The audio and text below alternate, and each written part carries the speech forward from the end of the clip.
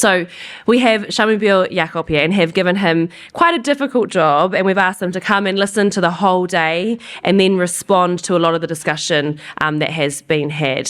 From his particular experience and with the provocation, will any of these ideas or discussions work? Very humbly, Shamubeel was a little reluctant to take on this job of being a keynote speaker, but sometimes as organisers we have instinct in our puku, and especially when it's informed by research and evidence, is sometimes the final decision-making factor.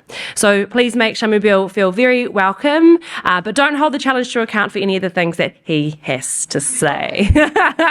Shamubeel, please come to the stage, my friend.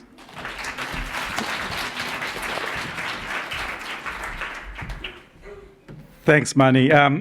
I was quite resistant to come today, and the reason for that is because there's a lot of smart people in this room. Usually I have a room full of business people. Ooh. Now, it's a really hard job summarizing today, and the big reason for that is there are just so many questions.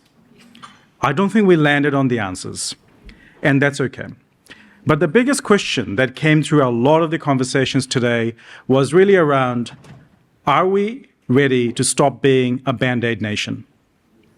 Everything she'll be right. And we are instinctively all about being reactive and not being about proactive. The other question that was really quite big and quite stark underlying a lot of the conversation was what is the counterfactual? When we ask the question of what is the cost of adaptation, the question that we're asking is what are the futures that we're choosing from? At the moment, it sounds like what we're saying is we're choosing between the status quo and something else. That is not true. We're choosing between catastrophe and a better future. Those are the investments that we have to make today. One is a cost of inaction, and the other is a cost of success. They're not the same things. And by not presenting the counterfactuals, the alternative features, the scenarios that are in front of us, clearly and deliberately, we are misleading the public of New Zealand. We have no choices in front of us that are good without a change in the way that we do things. And what are the choices that are in front of us? Doing nothing is an option, but is a terrible option. We cannot be good ancestors for our children and for our grandchildren if we do nothing. But also, not everything must have a 100% solution. David told us that it's all about complexity, that we don't know. And so it's better that we start acting and put in some 10 and 20% solutions just to see if they work.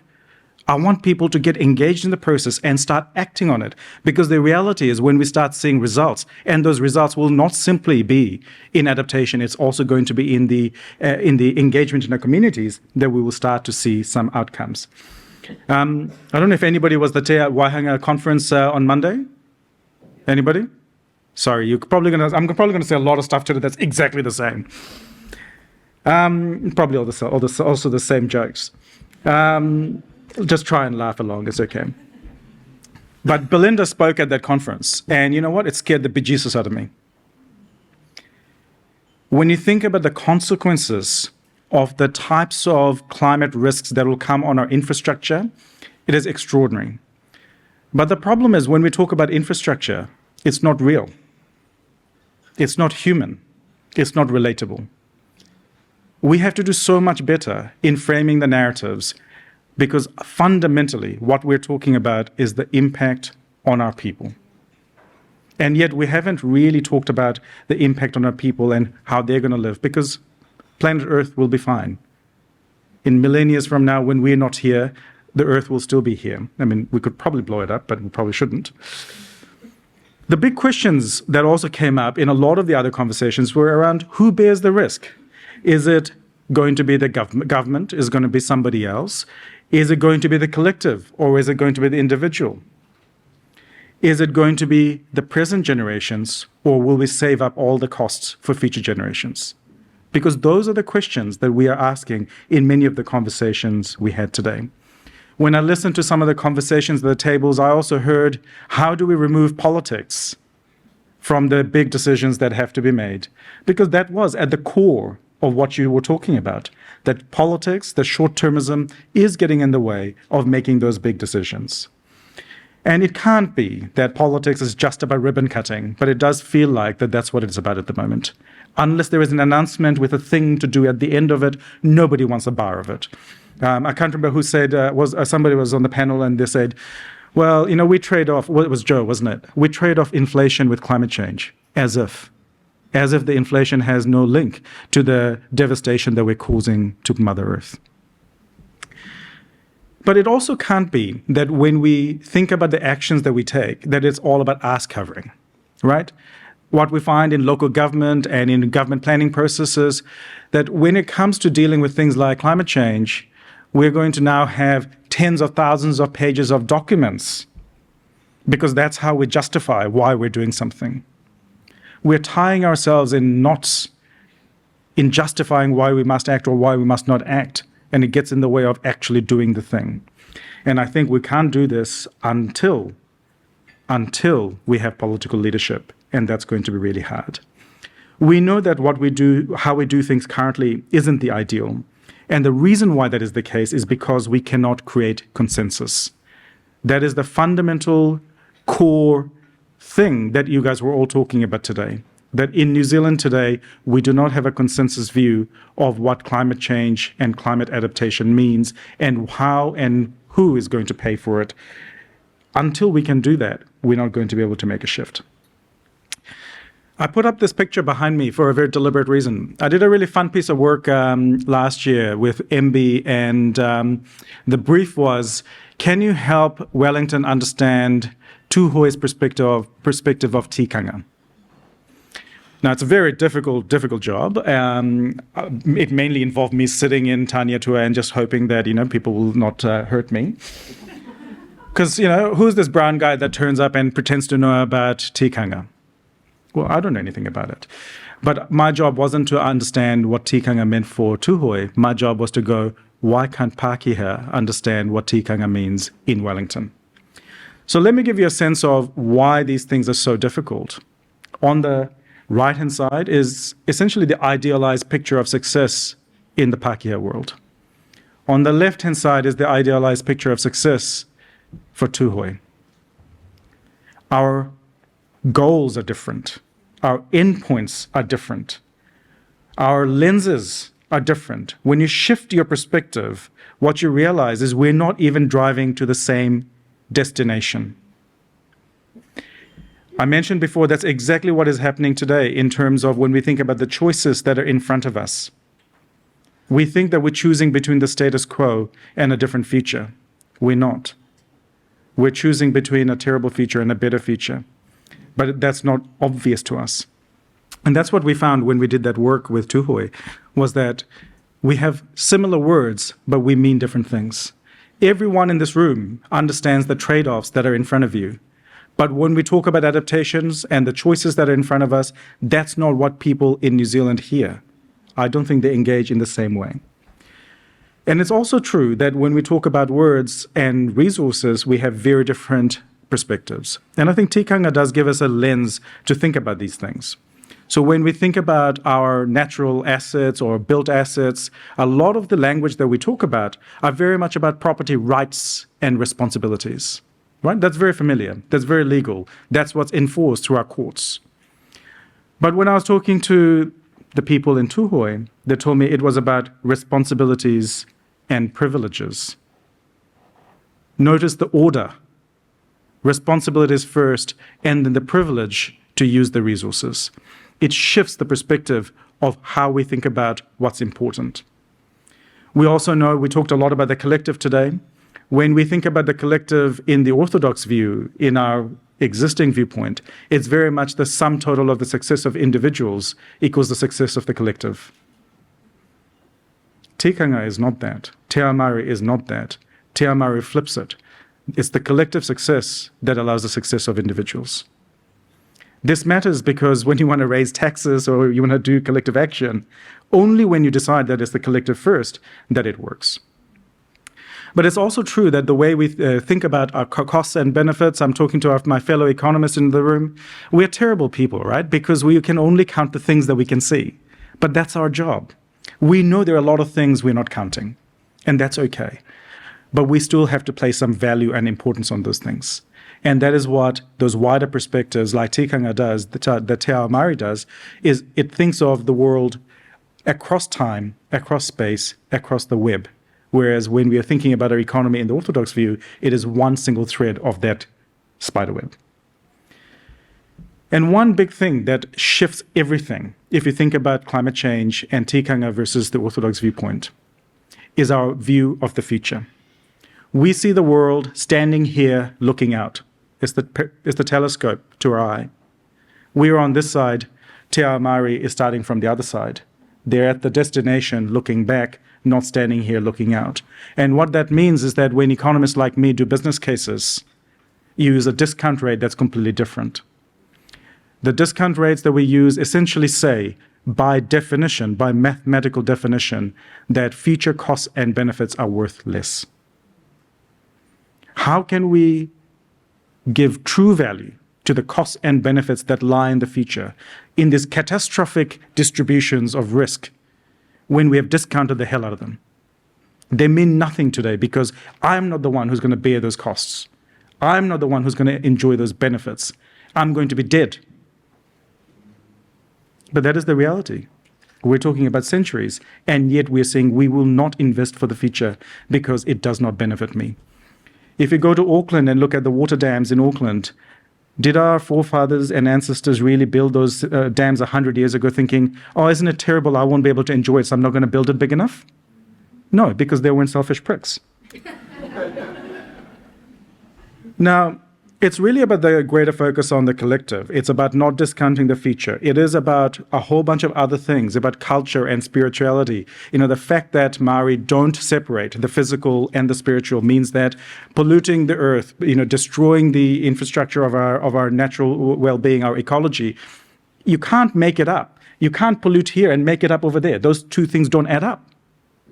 It just doesn't work. But yet what we have done in our economic systems is we have made it fungible. We've sliced and diced it and go, well, you can fuck it up over there. If you just pay a bit of tax or a bit of restoration over here, in total, it's going to be okay. Well, it turns out no, because that's how we got here. And I'd like you to think that the reason why we're in this position is very much because we have tried to separate so much of these complex systems into simple stories about how things work. And that simplification and oversimplification gets in the way of that complexity that David and others have already talked about. It's really, really difficult to make that shift. But we also know that shifting from here to the future, which this conversation was really meant to be about, is really hard. I was doing a conversation recently, a conference recently, and I heard Melissa Clark Reynolds speak. And she was great. I love her because, you know, she's one of those people who just throw lobs and there's grenades into the room, right? And she had this one cool framework. And she talked about, you know, every decision that we make, if you think about the future, it's shaped by the weight of history, the push of the present, and the pull of the future. The push of the weight of history is the codified ways of our culture, our rules, our regulations, all the things that kind of dominate the way that we do things today. It's the anchor that stops us from making change. But we know from the experiences with Cyclone Gabrielle, the earthquakes, the floods, that there is this uncomfortable truths that the present is telling us, this ain't working, guys. We got to do something different.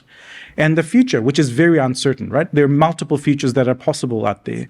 It's telling us that come towards us, do something different, but you're going to have to build your way to this better future. It's not going to happen by doing nothing. And that is the challenge for us, is how do we find the limits of our imagination that is not dogged by the history, but shaped by the future. Now, I think we're going to be really forced to make these decisions, and we are going to be forced not just because of climate change, but also because of aging. We know there are some huge shifts that are going to happen in our society over the coming years. As you know, New Zealand is getting older, quite a bit older. I mean, you can tell a little bit of that by looking at this room. I wish we had a few more younger people, because the reality is that this is the last year that we're going to have more entrants into the labor force than retirees. New Zealand is going to get older and older and older from here on in, and that means our tax system, our political system, our social system is going to come under severe pressure at the same time as the rising costs and disruptions of climate change. We're heading into this period of extraordinary stress, and it could go in any direction. And I say that because we know that politics at the moment is just so fractured. And I'm going to touch on politics not just because it's an election year, but because fundamentally the big decisions that we need to make are about collective decisions. And collective decisions are done by democracy and through politics. And yet we know that it's going to be very hard to find that big, broad consensus in our country unless we do something differently. And I say this because if you think of the last two big changes in the ways that we think about the economy happened post-Second World War and post-Muldoon, right? I mean, isn't it extraordinary that you have to compare Muldoon to a war? But part of the reason why we were able to make that big shift was there was a collective imagination that was shared by a big group of people.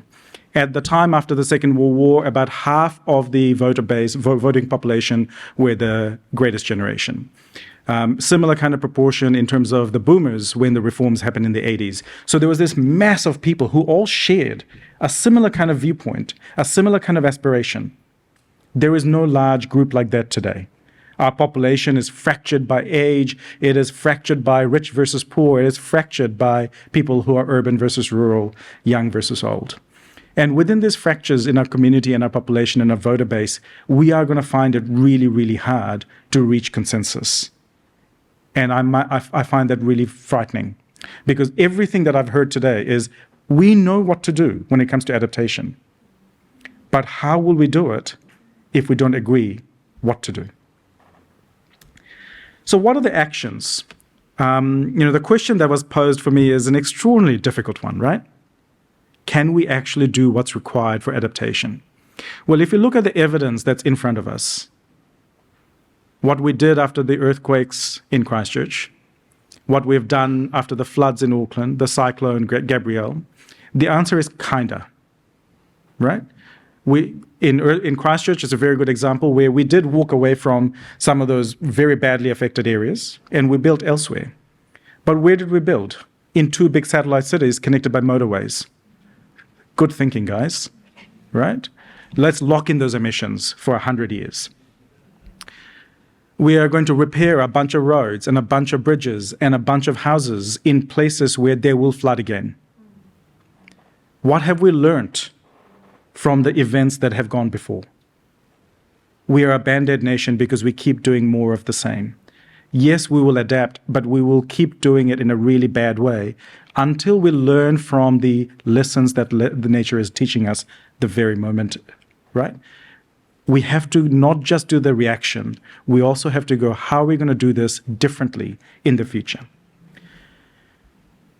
If we start with the idea that adaptation is really about people, that what we don't want is to create these ghettos where our poor and vulnerable people will end up. If we start with that assumption, I think it becomes a lot easier to ask about what are the other kinds of things we might do. And I think the big thing that really comes through is prioritization, right? I think, from across the panels, we heard we need evidence. We need data, I heard, right? Yes, of course we do. But we also need to make sure the decisions that we make are efficient and they're equitable. And what I kind of heard, I'm really paraphrasing here because nobody in this room would use the language that I do. But we've got to say no to stupid, right? We do a lot of stuff that's stupid. When you rebuild things in flood-prone areas, when you rebuild bridges that have already been washed away, that is stupid. We have to say no to that. But also we have to say yes to the no-brainers. There are things that we can do, like not building on flood-prone lands that we're still doing today.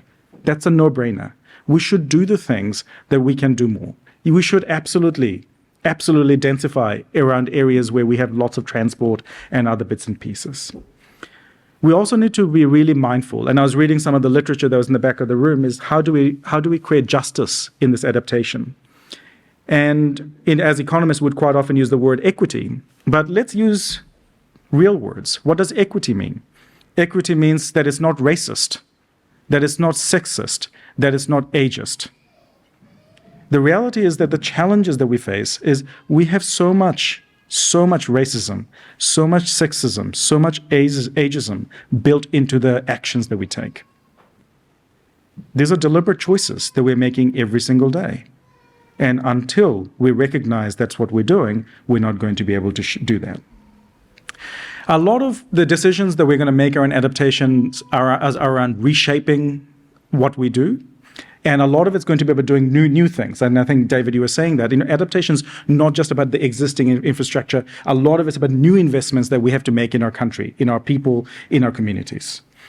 But what's really unclear is that uncertainty that we heard about, that the trade-offs that we're making, they're not clear. They're not well articulated. You're not painting a picture for me that compels me to go, you can choose between this catastrophe where our poor people, who are largely going to be Maori and Pacifica, who are largely going to be single mothers, we're going to put them in these ghettos. Are you okay with that? That is the reality that we choose versus something different. Make it real, guys, because otherwise we're not going to get people across. And we have to think very differently about short-term costs versus the whole of life costs. We have to learn lessons because it's not enough for us to be able to do things differently. I show you this picture because I think fundamentally it's about shifting our lens. It's about shifting our perspective. The reality is what I heard today is not going to be possible. It's not going to be possible if we don't take New Zealand with us. And at the moment, New Zealand is not with us. You can see it in the politics. You can see it in the separatism. You can see it in the absolute tensions that exist in our community today. So what do we need to do? Is there anything that I can do that doesn't depress you further? It's a hard ask. I've got some very practical ideas. The first is we have to put engagement at the front. I heard so much about community, and if community is not involved at the beginning, and we do all our engagements after we have decided what we're going to do to them, somehow it doesn't work so well. Who would have thought? But part of the strategy behind why we should do engagement at the front is because until we have grassroots consensus, grassroots desire for things, our politicians will not do it. Our politicians will only do what the polls tell them. They're a bunch of spineless idiots. No, they're not idiots, they're just spineless. It's because our political system encourages and rewards people by being re-elected, not by what you do. So unless the people want something, you will not be re-elected. So I can see why the incentives are perverse. So we can't change our politicians. Let's try and change our people. We also know that we're not going to be able to make this change if we don't invest in our regulatory and policy-making capability. We have to have more administrative capacity and more expert capacity in our institutions. It is absolutely true that our public systems have been hollowed out over a number of decades. The expertise, the independence, that free and frank is really hard to find. And the reality is we need a lot more of it if we're going to deal with the complexity of the types of situations that are coming in front of us, including in things like climate adaptation. And one of the big things that we're missing when we do public policy, both in New Zealand and other places, is the lack of coordination and cohesion. You might have climate policy here that has 5 things, and then on the other side, you're going to be cutting your taxes on fuel, right? You can't do those 2 things at the same time. That don't add up. All our regulations and rules have to work together. Fundamentally, if we're to do climate adaptation, the only way we're going to be able to be successful is if New Zealand is behind us. Everything that I heard today is there are a whole bunch of smart people who have no problem designing the financial funding tools that are necessary. If you show them what the problem is, they will fucking solve it. But we haven't asked them. We haven't created the incentives. If we're going to do that, I think what we have to be is climate adaptation must be transparent, it must be accountable, and it must be independent. We have to do something that takes it away from that political process, because right now, the 3-year cycle, our divided community makes it very difficult for us to do that. I don't think you should be pessimistic, because climate change is happening. Adaptation is happening. The whole purpose for this conversation and the next is how do we build on this and go from the Band-Aid approach to going to something that's much more systemic. That's your job, that's your purpose. The end result of this hui, the end result of the science challenge and what comes out of it must really be about learning the lessons of the next disasters so that we then have a systemic response rather than a reactive response. Thank you.